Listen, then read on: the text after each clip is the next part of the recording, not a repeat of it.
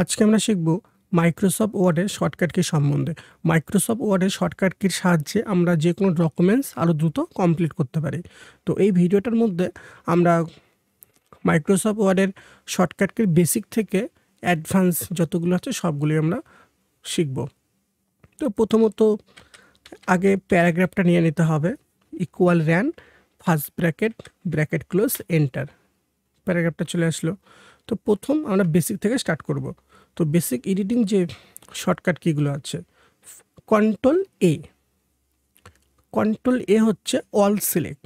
All select মানে যতগুলো লেখা থাকবে সমস্ত লেখা একসাথে সিলেক্ট হবে। কন্ট্রোল এ। কন্ট্রোল মানে সিটিআরএল, আগে সিটিআরএলটাকে পেস্ট করতে হবে, তারপর এ পেস্ট করতে হবে। অল সিলেক্ট মানে যত লেখা থাকবে সমস্ত লেখা একসঙ্গে সিলেক্ট হবে।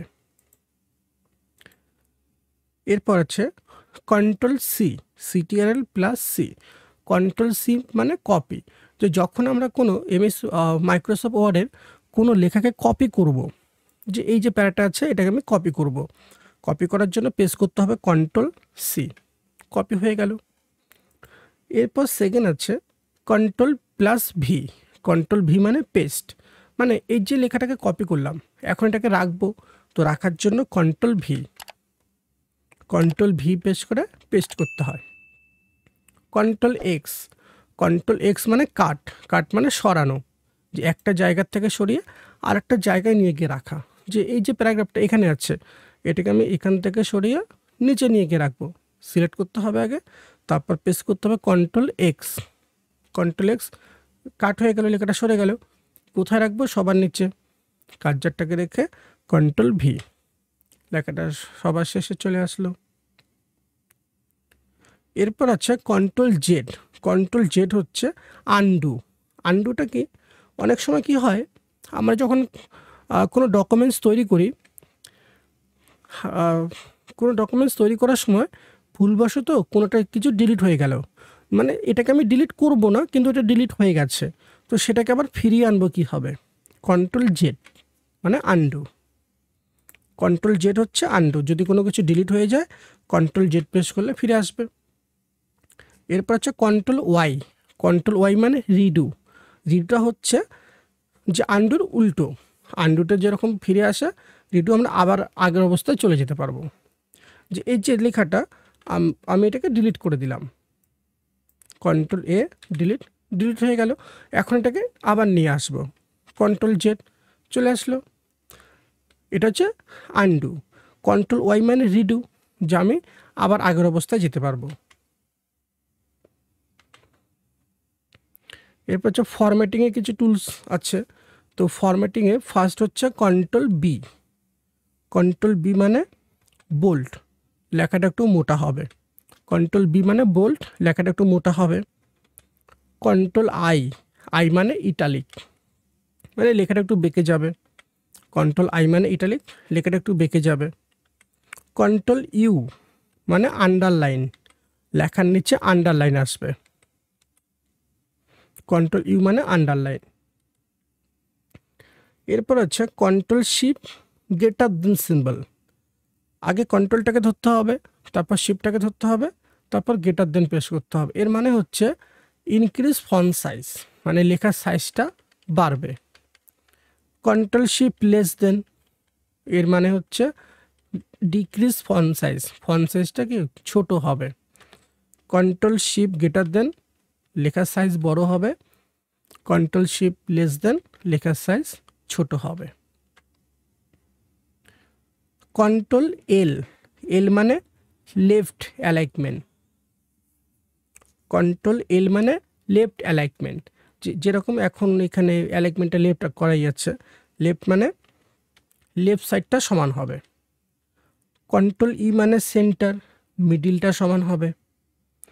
কন্ট্রোল আর মানে রাইট, রাইট সাইডটা সমান হবে। কন্ট্রোল জে মানে জাস্টিফাই, দুদিকটাই সমান হবে, লেফট দিক রাইট দিক দুদিকটাই সমান হবে। কন্ট্রোল এল মানে লেফট অ্যালাইনমেন্ট, কন্ট্রোল ই মানে সেন্টার, কন্ট্রোল আর মানে রাইট, কন্ট্রোল জে মানে জাস্টিফাই।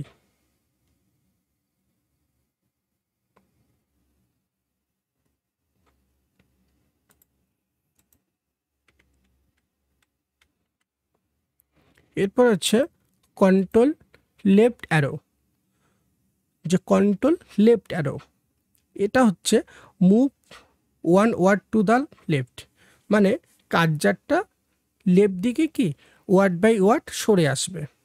যে কার্সারটা এখন আমি এখানে রেখে দিলাম, এটাকে আমি এখানে নিয়ে আসব, তো পেশ করতে হবে কন্ট্রোল লেফট অ্যারো, তাহলে কার্সারটা কি ওয়ার্ড বাই ওয়ার্ড সরে আসবে লেফট সাইডে।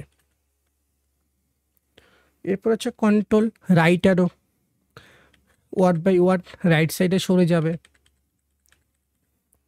কন্ট্রোল আপ অ্যারো আর ডাউন অ্যারো, আপ অ্যারো মানে কার্সারটা একদম সবার উপরে চলে আসবে, ডাউন মানে নিচে নিচে আসবে।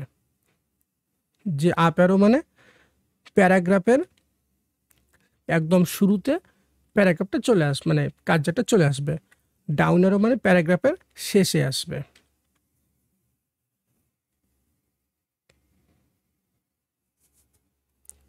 এরপর আছে কিবোর্ডের মধ্যে হোম কি। কিবোর্ডে যদি আমরা হোম কিটা পেশ করি তাহলে কার্সারটা লাইনের শুরুতে চলে আসবে। যে কিবোর্ডে হোম কি পেশ করলে কার্সারটা লাইনের শুরুতে চলে আসবে। Move the cursor beginning of the current line. এরপর আছে ইন কি, move to the end of the cursor line, মানে ইনকেটা পেশ করলে কি হবে লাইনের শেষে কার্সারটা চলে আসবে। কন্ট্রোল হোম পেশ করলে কার্সারটা একদম প্যারাগ্রাফের শুরুতে চলে আসবে, ডকুমেন্টের শুরুতে। কার্সারটা এখন এখানে আছে, কন্ট্রোল যদি হোম পেশ করে ডকুমেন্টের একদম শুরুতে চলে আসলো। কন্ট্রোল ইন, যদি কন্ট্রোল ইন পেশ করে ডকুমেন্টের একদম শেষে কার্সার চলে আসবে। এরপর আছে কন্ট্রোল এন মানে নতুন পেজ তৈরি হবে, মানে নতুন ফাইল তৈরি হবে। কন্ট্রোল এন মানে নতুন ফাইল তৈরি হবে। কন্ট্রোল এন নতুন ফাইল তৈরি হবে। তারপর আমি যদি এখানে কন্ট্রোল এন্টার দিয়ে দিই তাহলে এই ফাইলের মধ্যেই কি নতুন একটা পেজ চলে আসবে। যদি আমি এখানে কন্ট্রোল এন্টার পেশ করি তাহলে এর মধ্যে কি নতুন একটা পেজ চলে আসবে। কন্ট্রোল ও মানে ওপেন, যদি পুরনো কোনো ফাইলকে ওপেন করতে হয় কন্ট্রোল ও পেশ করতে হবে। তারপর কন্ট্রোল এস মানে সেভ করে রাখা, যদি আমি এই ডকুমেন্টসটাকে সেভ করে রাখতে চাই কন্ট্রোল এস পেশ করতে হবে। কন্ট্রোল পি মানে প্রিন্ট, যে যদি এই ডকুমেন্টসটাকে প্রিন্ট করতে হয় কন্ট্রোল পি পেশ করতে হবে। কন্ট্রোল ডাব্লু মানে ক্লোজ দ্য কারেন্ট ডকুমেন্টস, যে এই ডকুমেন্টসটাকে আমি কি করব ক্লোজ করে দেব, তো কন্ট্রোল ডাব্লু পেশ করতে হবে। কন্ট্রোল এন পেশ করলাম নতুন পেজ চলে আসলো, কন্ট্রোল ডাব্লু পেশ করলাম ক্লোজ হয়ে গেল।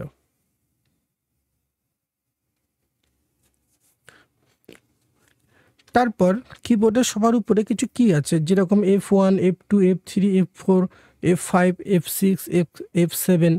তো যদি F7 পেশ করি তাহলে স্পেলিং ওপেন হবে। স্পেলিং মানে অনেক সময় আমরা কোনো একটা ওয়ার্ড লেখার পর কনফিউশনে থাকি যে সেটা সঠিক না ভুল। যেরকম আমি যদি এখানে লিখি TEAHER, এই যে স্পেলিংটা এটাকে আমি সঠিক লিখেছি, এটা আমি ভুল লিখেছি, তো এটাকে আমি একবার চেক করে নেব। কন্ট্রোল F7 পেশ করতে হবে, তাহলে সঠিক স্পেলিংটা এখানে চলে আসবে। সেটাকে সিলেক্ট করে নিয়ে চেঞ্জ, তারপর ইয়েস। তো এটা হচ্ছে স্পেলিং গ্রামার, মানে কন্ট্রোল F7 পেশ করে আমরা স্পেলিংটাকে চেক করতে পারবো সেটা সঠিক না ভুল। এরপর আছে কন্ট্রোল এফ মানে ফাইন, যদি এই প্যারাগ্রাফের মধ্যে মানে এই ডকুমেন্টসটার মধ্যে কোনো ওয়ার্ডকে খুঁজতে হয় তো কন্ট্রোল এফ পেশ করতে হবে। কন্ট্রোল এফ, তারপর এই জায়গাটাতে লিখতে হবে কোন ওয়ার্ডটাকে খুঁজবো।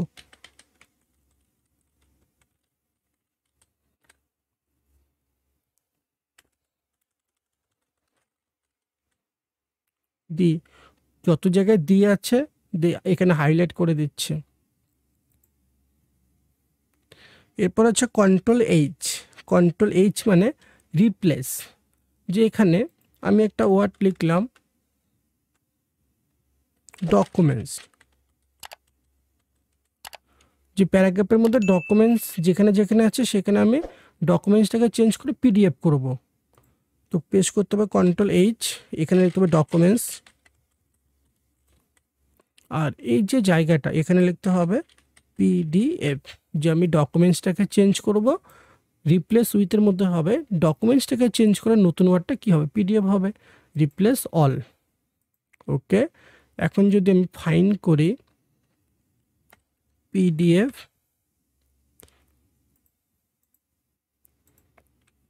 কন্ট্রোল এফ পিডিএফ, তাহলে স্পষ্ট দেখতে পাবো যেখানে যেখানে ডকুমেন্টস ছিল আগে সেখানে সেখানে পিডিএফ চলে আসলো।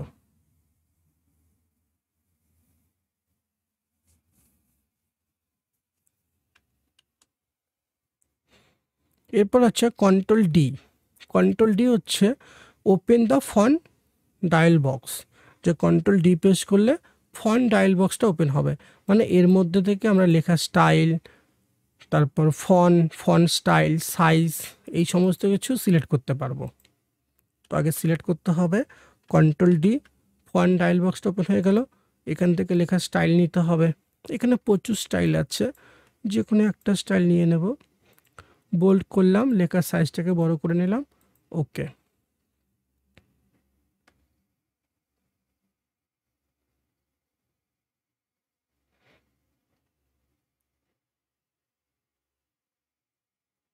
এরপর হচ্ছে কন্ট্রোল কে। কন্ট্রোল কে হচ্ছে ইনসার্ট হাইপারলিঙ্ক। হাইপারলিঙ্ক মানে আমরা একটা লেখার সাথে আর একটা ফাইলকে কি করে রাখতে পারি, এখানে লিঙ্ক করে রাখতে পারি। তাহলে এর মধ্যে ক্লিক করলে কি সেই পেজটা ওপেন হবে। কন্ট্রোল কে মানে হচ্ছে হাইপারলিঙ্ক, ইনসার্ট হাইপারলিঙ্ক, যে একটা ফাইলের সাথে, মানে এই কম্পিউটারেরই একটা ফাইলের সাথে আমরা কোনো লেখার লিঙ্ক করে রাখবো। যেরকম আমরা যখন গুগলের মধ্যে কোনো কিছু সার্চ করি, সার্চ করার সময় কিছু কিছু লেখা নীল কালার হয়ে আসে, তো সেখান থেকে আমরা যদি সেই নীল লেখাটার মধ্যে ক্লিক করি আমাদের সামনে অন্য একটা পেজ ওপেন হচ্ছে। কেন?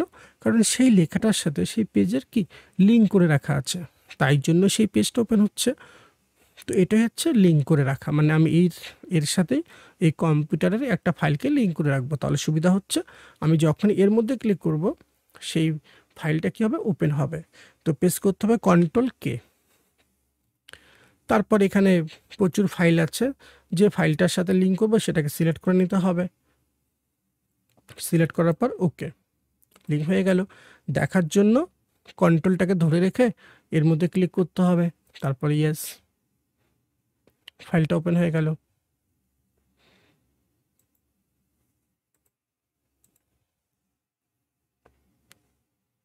তো এই শর্টকাট কিগুলো ব্যবহার করে আমরা এমএস ওয়ার্ডের যে কোনো ডকুমেন্টস আরও দ্রুত তৈরি করতে পারি।